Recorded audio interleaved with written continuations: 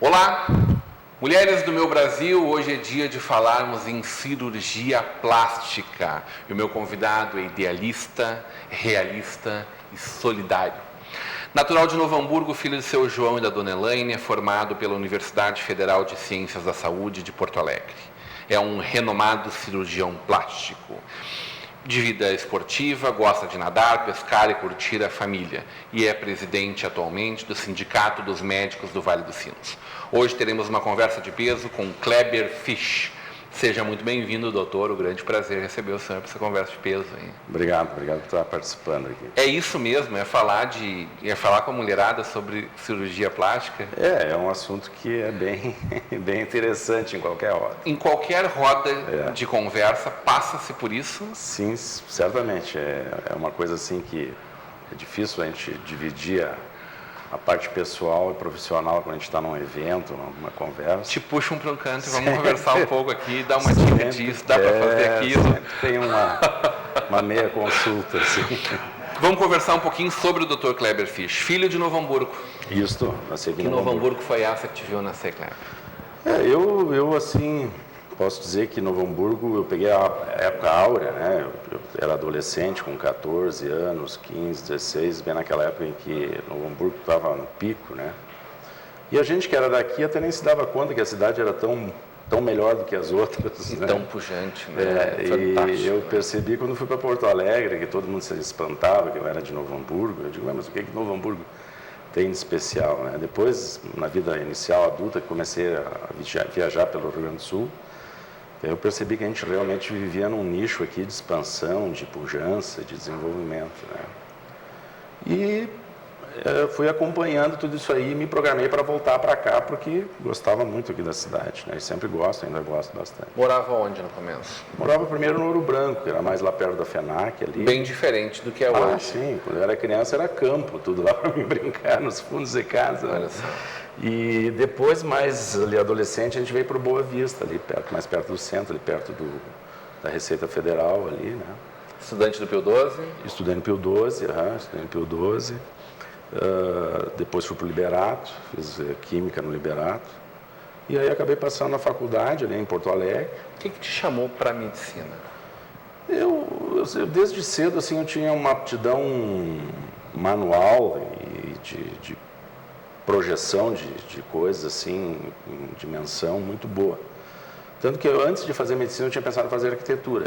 Gosto muito dessa parte de projeto e de colocar a mão, né?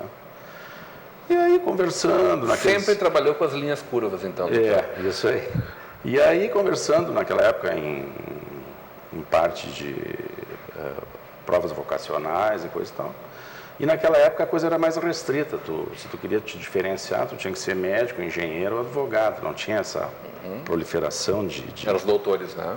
De profissões que tem hoje. Então, eu optei por medicina, assim... Tinha capacidade, me dei bem, assim, não tive problema. E gosto, é uma profissão assim que eu acho que eu me Já tinha percebido, antes da faculdade, a cirurgia plástica? Sim, já. Eu gostava muito de medicina em si, né? Mas eu achei que a parte que eu mais poderia aplicar, assim, esse meu dom de movimentar, de mexer, de arrumar, seria Eu brincava muito, assim, com atividades manuais quando eu era criança, né? Fazia muita coisa. Mas nem de longe tinha o apelo e o volume, e aí vamos falar depois mais em volume, mas a dimensão que a cirurgia plástica tem hoje. Não. Ela era muito mais corretiva. Não tinha estética também, mas não como é hoje em dia, né? Mas tu percebeu já ali um grande problema. Eu achei que seria interessante, até porque eu gosto de trabalhar, sempre gostei de ter uma projeção de vida, uma programação de vida, né? E a gente sabe, assim, que as coisas, a nossa situação econômica, isso eu aprendi desde pequeno, de tanto plano que a gente já passou, né? Que a coisa não é tão estável como como parece, né? E até eu vou te dizer que uma das coisas que me surpreendeu ao longo desses anos justamente é isso. Eu nunca pensei em ver tanto a medicina quanto a nossa economia, como a nossa população, se modificar tanto em tão pequenos períodos de tempo, né? Assim, a nossa economia foi para o brejo. Tu está falando da montanha-russa. A situação do médico, que quando eu me formei, ele era uma pessoa diferenciada no sentido de ser reconhecido pela comunidade, de ter um papel filantrópico, isso também, hoje o médico é um mero trabalhador, né? Se descuidar é xingado no consultório, né? Se perdeu todo aquele respeito e vinculação, eu acho um pouco por culpa dos próprios médicos, muito por culpa desse sistema que desligou o médico da relação médico-paciente, transformou ele num operário da saúde. Que sistema é esse? Esse é o sistema do governo hoje, que eu acho que assim, Isso é uma coisa recente, então? Não é tão recente, isso já é eu diria de uns 20 anos para cá. Principalmente depois dessa entrada socialista que o país assumiu aí, em que se foram tolhidos os direitos das pessoas receberem um atendimento de acordo com as suas condições. O que eu quero dizer com isso? Quando eu cheguei em Novo Hamburgo e comecei a trabalhei pelo SUS como cirurgião geral, depois como cirurgião plástico, fazia plantão no pronto-socorro do Hospital Geral. A nossa empresa foi a primeira empresa a atender nesse sistema de pronto-socorro ali. A gente praticamente criou uma época em que os médicos aqui, vários médicos já conhecidos de Novo Hamburgo estavam iniciando, eu, o Dr. Raul Castro, o Dr. Beltrame, vários outros médicos aqui da cidade. E aí, naquela época, tu podia internar particular, tu podia internar INAMPS com diferença e tu podia internar INAMPS puro. No momento em que o governo tirou o INAMPS com diferença, o que ele fez? Ele segregou os ricos. O rico, ele é rico, para ele continua podendo comprar o que ele quiser. E jogou a classe média junto aos miseráveis. Não que eu não ache que o atendimento era diferente, ele sempre foi igual. Só que uma coisa afetou foi o trabalhador, porque com isso ele jogou aqueles que podiam pagar e ter um atendimento diferenciado e ser atendido aqui em Novo Hamburgo, jogou para uma vala comum que hoje é o Sistema Único de Saúde e as tais listas estaduais. Então hoje, se tu precisar de uma coisa mais específica em Novo Hamburgo, tu vai para uma lista e vai competir com todo o estado, sabe lá com quantas pessoas, e tu vai ter um atendimento completamente desvinculado da tua cidade. Por exemplo, em Campo Bom, em Estância Velha, uma cirurgia traumatologia que é feita em Canoas? Isso, é feita em Canoas, é feita em Caí, é feita em Porto Alegre. Né? Não aqui em Novo Hamburgo, não aqui em Novo Hamburgo. E Novo Hamburgo tem uma cidade que tem uma estrutura, até não acho esse plano errado, só que eu não entendi por que tirar a opção de quem poderia pagar uma diferença e ficar aqui. E com isso também tu cria uma lacuna muito grande. Na verdade, ele tentou construir uma coisa única, mas acabou perdendo o valor daquilo. E daí hoje ele não resolve. Eu não gosto de falar em partido, não gosto de entrar em situações específicas, porque eu não sou uma pessoa assim... Eu sou politicamente engajado na política do correto, não na política partidária. Mas eu acho que assim, nivelar por baixo não é nivelar. Né? Eu acho que se a gente quer nivelar as pessoas e quer dar igualdade de acesso a todas as pessoas... É puxar para cima, não? É puxar para cima e não para baixo. Né? Infelizmente... Está dizendo que abriu uma vala e jogou tudo para dentro. É justamente assim, as várias... Eu trabalhei durante 7 anos no HPS em Porto Alegre, na época em que esse pensamento foi também implementado lá e foi um desastre. O HPS ainda é uma referência, é o melhor pronto-socorro do Rio Grande do Sul, mas não é o que era.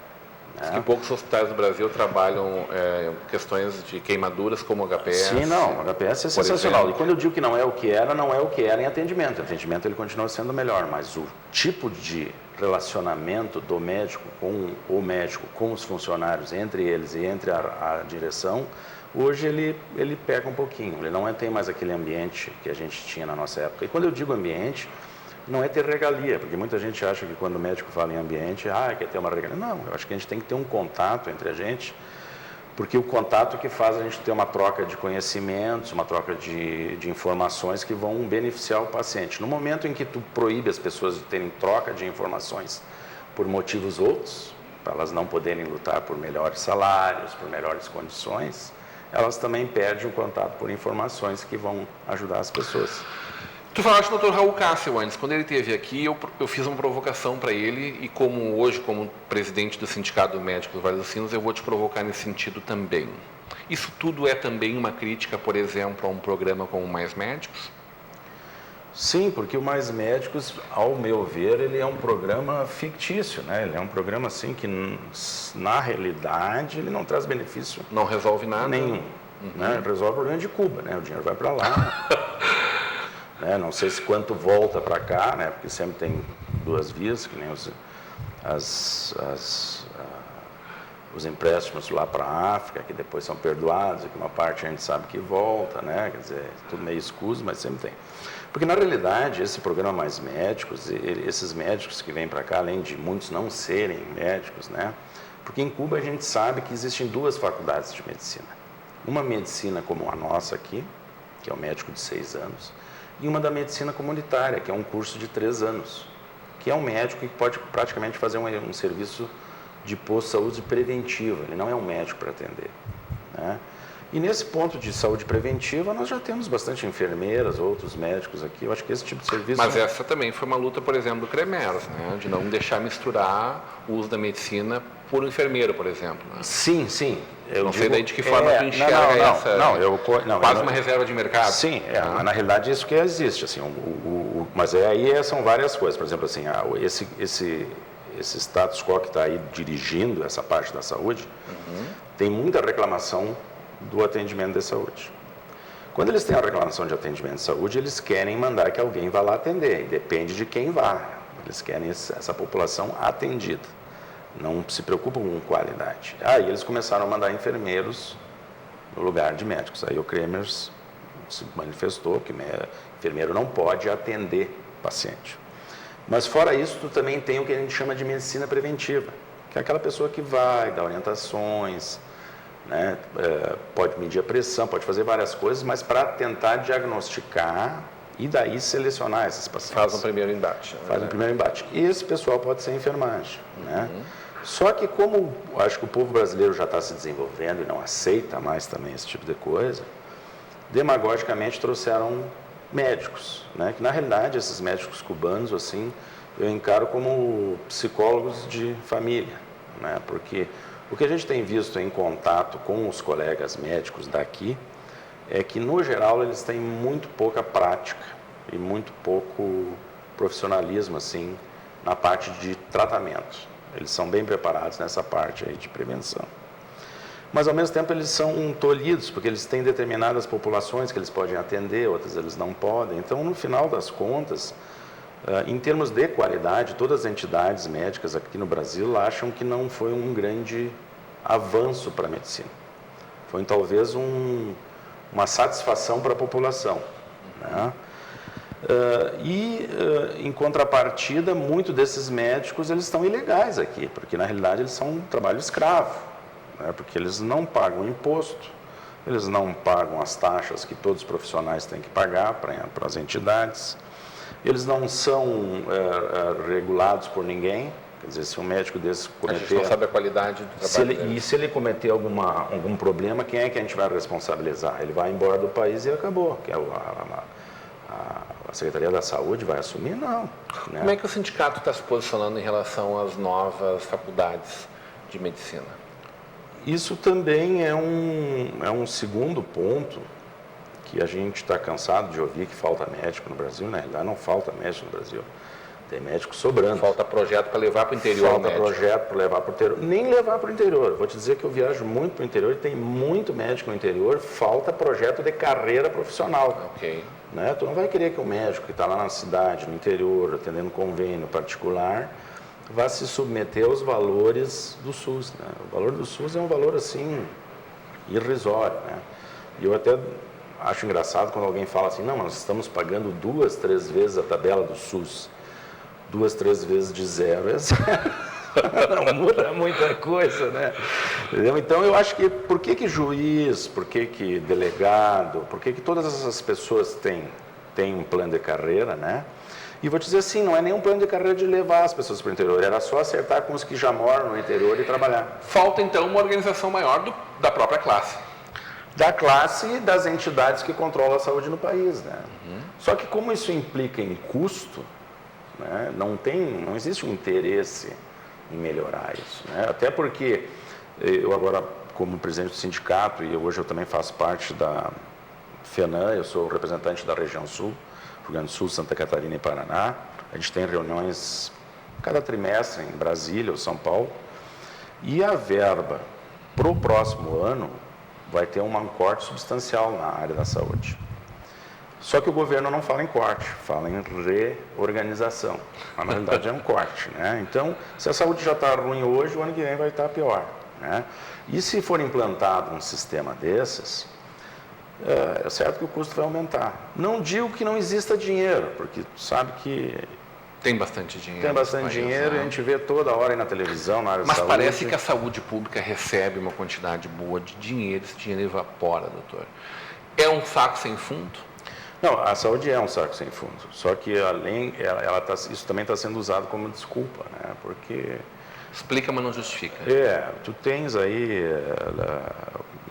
Hoje a gente está vendo uma claridade de denúncias, assim, de compras e materiais. Até pouco tempo atrás na televisão, no canal da Globo, se falou nos tais 20%, todos os hospitais públicos tinham uma comissão de 20% sobre as compras, né?